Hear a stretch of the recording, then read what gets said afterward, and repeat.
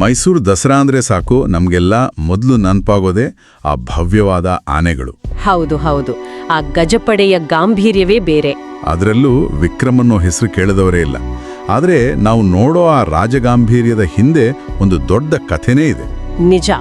ನಮ್ಮ ಮುಂದಿರೋ ಮೂಲಗಳ ಪ್ರಕಾರ ಅದು ಕೇವಲ ಒಂದು ಆನೆಯ ಕಥೆಯಲ್ಲ, ಒಂದು ಕಾಡು ಜೀವಿಯನ್ನ ಶಿಸ್ತುಬದ್ಧ ಗೌರವಾನ್ವಿತ ಪಾತ್ರಕ್ಕೆ ಸಿದ್ಧಪಡಿಸೋ ಒಂದು ದೀರ್ಘ ಪ್ರಕ್ರಿಯೆ ಅದು.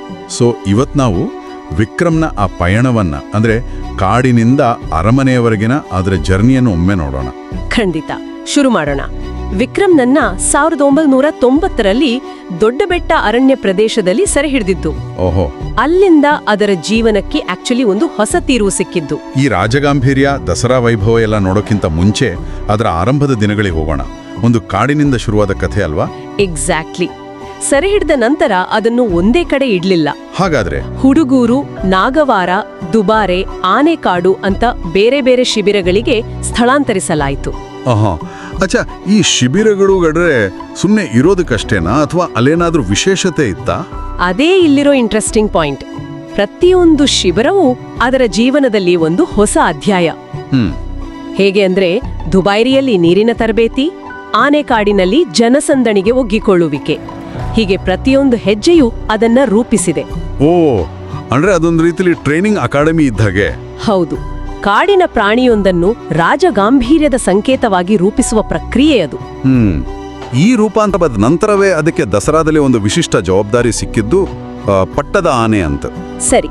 ಈ ಪಟ್ಟದ ಆನೆ ಅಂದ್ರೆ ನಿಖರವಾಗಿ ಏನು? ಅಂಬಾರಿ ಹೊರುವ ಆನೆಗೂ ಇದಕ್ಕೂ ಏನು ವ್ಯತ್ಯಾಸ? ಬಹಳ ಒಳ್ಳೆ ಪ್ರಶ್ನೆ. ಪಟ್ಟದ ಆನೆ ಅನ್ನೋದು ಒಂದು ಜವಾಬ್ದಾರಿ. ಇದು ಅಂಬಾರಿ ಆನೆಯ ಹಾಗೆ ಜಂಬೂ ಸವಾರಿಯ ಕೇಂದ್ರ ಬಿಂದು ಅಲ್ಲ. ಓಕೆ. ಬದಲಿಗೆ ಇದು ಅರಮನೆಯ ಖಾಸಗಿ ಪೂಜೆಗಳಲ್ಲಿ, ಅಂದ್ರೆ ರಾಜವಂಶಸ್ಥರ ಜೊತೆ ಭಾಗವಹಿಸುವ ಆನೆ. ಇಲ್ಲಿ ಗಾಂಭೀರ್ಯಕ್ಕಿಂತ ಪಾವಿತ್ರ್ಯತೆಗೆ ಹೆಚ್ಚು ಒತ್ತು. ಓಹೋ, ಅಂದ್ರೆ ಇದು ಹೆಚ್ಚು ಸಾಂಪ್ರದಾಯಿಕ ಪಾತ್ರ. ಖಂಡಿತ. ವಿಕ್ರಮ್ ಈ ಗೌರವಾನ್ವಿತ ಪಾತ್ರವನ್ನ 2015ರಿಂದ ನಿರ್ವಹಿಸ್ತಿದೆ.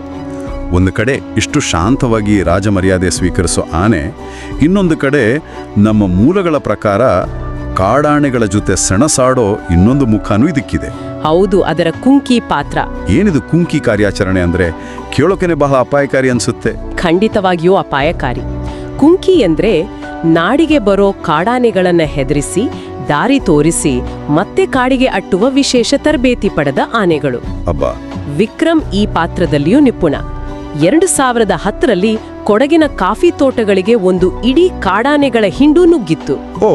ಆಗ ಅಲ್ಲಿನ ಪರಿಸ್ಥಿತಿ ತುಂಬಾನೇ ಉದ್ವಿಗ್ನವಾಗಿತ್ತು.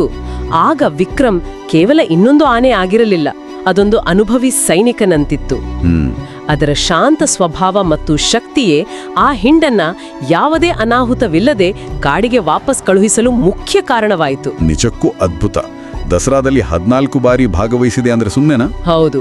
ಆದ್ರೆ 2021ರ ನಂತರ ಅದರ ಭಾಗವಹಿಸುವಿಕೆ ನಿಂತು ಹೋಯಿತು.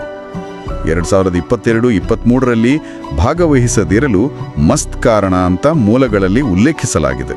ಏನಿದು ಮಸ್ತ್? ಮಸ್ತ್ ಅಂದ್ರೆ ಗಂಡಾನೆಗಳ ಒಂದು ನೈಸರ್ಗಿಕ ಹಾರ್ಮೋನಲ್ ಸ್ಥಿತಿ. ಆ ಸಮಯದಲ್ಲಿ ಅವು ಬಹಳ ಆಕ್ರಮಣಕಾರಿಯಾಗಿ, ಅನಿರೀಕ್ಷಿತವಾಗಿ ವರ್ತಿಸ್ತವೆ.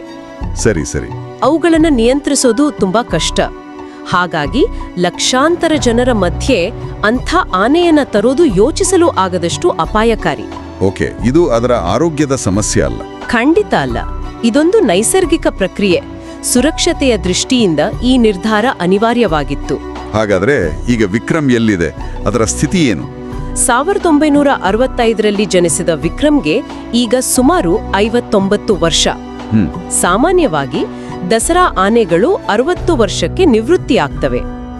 ಆದ್ರೆ ಅದರ ಅಧಿಕೃತ ನಿವೃತ್ತಿ ಬಗ್ಗೆ ಇನ್ನೂ ಖಚಿತ ಮಾಹಿತಿ ಇಲ್ಲ. ಸದ್ಯಕ್ಕೆ ಹಾರಂಗಿ ಶಿಬಿರದಲ್ಲಿ ವಿಶ್ರಾಂತಿ ಪಡಿತಾ ಇದೆ. ಹಾಗಾದ್ರೆ ಒಟ್ಟಿನಲ್ಲಿ ಹೇಳೋದಾದ್ರೆ, ಕಾಡಿನಲ್ಲಿ ಸೆರೆಯಾಗಿ ದಶಕಗಳ ಕಾಲ ತರಬೇತಿ ಪಡೆದು 14 ಬಾರಿ ದಸರಾ ವೈಭವದಲ್ಲಿ ಭಾಗವಹಿಸಿ ಪಟ್ಟದ ಆನೆಯಾಗಿ, ಕುಮ್ಕಿಯಾಗಿ ಸೇವೆ ಸಲ್ಲಿಸಿ ಈಗ ಒಂದು ರೀತಿ ನಿವೃತ್ತಿ ಜೀವನದಲ್ಲಿದೆ. ಹೌದು, ಒಂದು ಸಂಪೂರ್ಣ ವೃತ್ತ ಅಂತಾನೆ ಹೇಳಬಹುದು.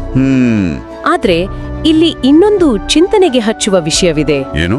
ನಮ್ಮ ಮೂಲಗಳಲ್ಲಿ ವಿಕ್ರಮ್ನಂತಹ ಆನೆಗಳ ಪಯಣ ಹಲವು ದಶಕಗಳ ಕಾಲ ಸ್ಥಿರವಾಗಿದ್ರೂ ಅವುಗಳ ಜೊತೆಗಿರುವ ಮಾವುತರ ಹೆಸರುಗಳು ಕಾಲಕಾಲಕ್ಕೆ ಬದಲಾಗುತ್ತಿರ್ತವೆ ಅಂತ ಉಲ್ಲೇಖಿಸಲಾಗಿದೆ. ಓ ಹೌದಲ್ವಾ? ಇದು ಒಂದು ಕುತೂಹಲಕಾರಿ ಪ್ರಶ್ನೆಯನ್ನು ಹುಟ್ಟುಹಾಕುತ್ತೆ.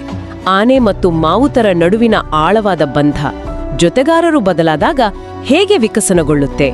ಈ ಸಾಂಪ್ರದಾಯಿಕ ಜ್ಞಾನದ ಸಂರಕ್ಷಣೆಗೆ ಇದರ ಪರಿಣಾಮವೇನು? ಯೋಚಿಸಬೇಕಾದ ವಿಷಯ.